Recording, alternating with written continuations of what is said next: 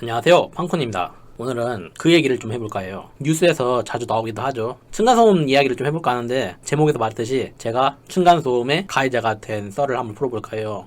저희 집은 빌라 같은 형식으로 돼 있거든요. 저는 3층에 살고 있었어요. 2층은 이제 한 집은 할아버지 할머니가 살고 있고, 다른 집은 잘은 모르겠는데 다문화 가족이었던 것 같아요. 애기가 있는데 2층을 항상 지나갈 때쯤이면 애기가 막 그 뛰노는 소리 있잖아요. 그런 소리가 좀 자주 들렸어요. 시간이 좀 흘러가지고 그 이제 다문화 가족집은 이제 2층에서 살고 있던 집을 나가고, 그 이후로 들어온 사람이 외국에서 온 유학생이었어요. 근데 한 반년 정도인가? 그 정도는 조용했었던 것 같거든요. 어느 날 집주인한테서 전화가 왔었대요. 집주인이 뭐라고 했냐면 층간소음 문제를 얘기를 하는 거예요. 우리가 층간소음 가해자고 조용히 좀 다녀라, 그런 식으로 얘기를 하더라고요. 저는 처음에는 알겠다고 그렇게 말을 했죠. 그러다가 지나다가 또 한 번 연락이 오더라고요. 진짜 잡아먹을 듯이 유학생 엄마 되는 사람이 전화를 해가지고 그 층간소음에 대한 그거를 얘기를 하는 거예요. 저희는 이제 되게 기가 막혔죠. 내가 생각해도 층간소음 낼 만한 그런 것도 없고, 뛰어다닌 적도 없었고, 뭐 층간소음 낼 만한 그런 거 안 했다, 우리는 스스로 자부를 한다, 그렇게 생각하고 있는데, 아랫집에서는 니네가 그 층간소음 때문에 우리 딸이 미쳐 죽을 지경이다, 그런 식으로 얘기를 하니까요. 그런 소리를 들으니까 저는 그때 당시에는 굉장히 화가 났었어요. 그래가지고 갑자기 그런 생각이 들더라고요. 정말로 내가 가해자인가? 그것이 좀 알고 싶은 생각이 문득 들었어요. 처음에는 이제 그런 생각으로 했었죠. 나의 행동이 정당하다는 그런 근거를 원했던 것 같아요. 그렇기 때문에 머리에 화가 가득 차 있는 상태에서 내가 정당하다는 증거를 인터넷에서 이제 찾아봤었어요. 그러다가 이제 알게 됐는데, 결론적으로 얘기하자면 이제 제가 나빴을지도 몰라요. 혹은 이제 아래층에 사는 여자애가 엄청 예민했을 수도 있죠. 근데 그런 게 있더라고요.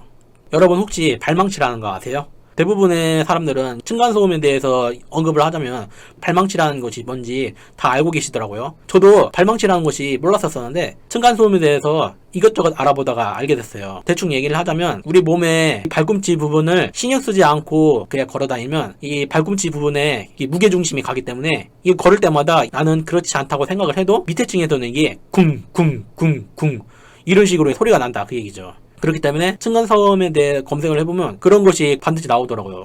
저의 행동을 이제 뒤돌아보게 됐죠. 발망치를 했었던 건 맞더라고요. 왜냐하면 굳이 발 뒤꿈치에 신경 쓰면서 걸어다닌 적은 없었으니까요. 아무튼 이 층간소음의 발망치에 대해서도 인터넷에서 찾아보니까 여론이 반반으로 갈리는 것 같긴 하더라고요. 하나의 여론 같은 경우에는 이제 제가 생각하는 것처럼 내가 내 집에서 일상생활 하겠다는데, 내가 생각해도 조용하게 살고 있는데 발망치 뭐 그것이 그렇게까지 신경 쓸 일이냐 하는 의견이 있는가 하면, 아랫집에 살고 있는데 발망치 같은 경우에는 진짜 위에서 쿵쿵거리는 소리가 사람 미치게 하고 정신 못 차리게 한다는 것이죠. 그런 식으로 이제 의견이 있다는 것을 알게 되니까, 일단은 발망치라는 것을 모르다가 알게 되었으니까 내가 충분히 가해자일 수 있다, 그러니까 그런 생각을 하게 됐고요. 제가 생각해도 저는 남한테 피해주는 것은 진짜 못하는 성격이거든요.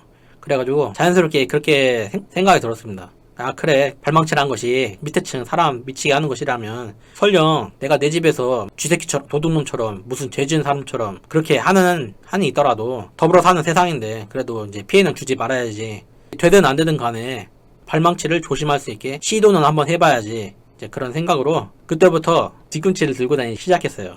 그리고 층간소음 슬리퍼라고 하죠. 그런 것들 신고 다닌 지도 한 1년은 된 것 같아요. 그것이 효과가 있었는지 어쩐지 옛날보다 그 층간소음이 소리가 그 이후로는 나오지 않는 것 같으니까 괜찮아진 것인지, 아니면 이제 여전히 이제 층간소음이 있는데도 참고 있는 것인지 그것은 잘 모르겠고, 아무튼 그렇게 제가 층간소음의 가해자가 된 썰이 이렇게 있었습니다. 이 층간소음이 그러잖아요. 제가 알아보니까 원래는 시공사가 할 수만 있으면 충분히 공사할 때 층간소음이 최대한 없을 수 있게 할 수 있다고 그러더라고요. 참 이 층간소음 문제 같은 경우에도 생각해볼 만한 사회 문제인 것 같아요. 아무튼 이 층간소음 사건으로 제가 깨닫게 된 것은 그거예요. 나 자신의 생각보다는 일단은 대중의 의견을 들어봐야 된다. 마치 제가 이런 이제 층간소음에 대해서 내가 정당한지 아닌지 인터넷에서 사례를 뒤져본 것처럼 말이죠. 내가 현명하고 지혜로운 사람이라고 나 자신이 그렇게 생각할지라도, 실제로 제가 그렇다는 것은 아닙니다. 내가 이 정도 인격 수양을 하고 지혜를 얻으려고 노력을 하고 했기 때문에 나는 옳을 것이다 라고 생각하는 것은 안 좋은 생각이라는 것이죠. 그렇기 때문에 자기 스스로에 대해서 의심하는 마음을 갖는 것은 중요하다고 생각하고요. 이에 더불어서 대중의 의견을 한번 들어보는 것도 중요하다고 생각해요. 제가 오만함에 빠져가지고 나는 무조건 옳다라고 생각하고 이런 층간소음에 대한 사례를 찾아보지 않으려고 했다면 발망치라는 것에 대해서는 이제 알지도 못했겠죠. 발망치는 확실히 제 잘못이잖아요. 그렇죠? 그렇기 때문에 뭔가 어떤 사건을 맞닥뜨렸을 때 첫째로는 내가 옳지 않을 수도 있다는 의심을 항상 마음 한구석에 갖고 있는 것이 중요하다고 생각하고, 두 번째는 대중의 의견도 한 번쯤은 들어봐야 되고 알아봐야 된다는 것이죠. 이러한 점을 저는 깨달았고요. 여러분도 인생 살면서 이러한 점을 한번 조심해 보셨으면 어떨까 하고 이렇게 썰을 풀어봅니다. 오늘 이야기는 여기까지고요. 다음에도 흥미로울 만한 썰이 있다면 영상으로 찾아뵙겠습니다. 이상 팡군이었습니다. 감사합니다.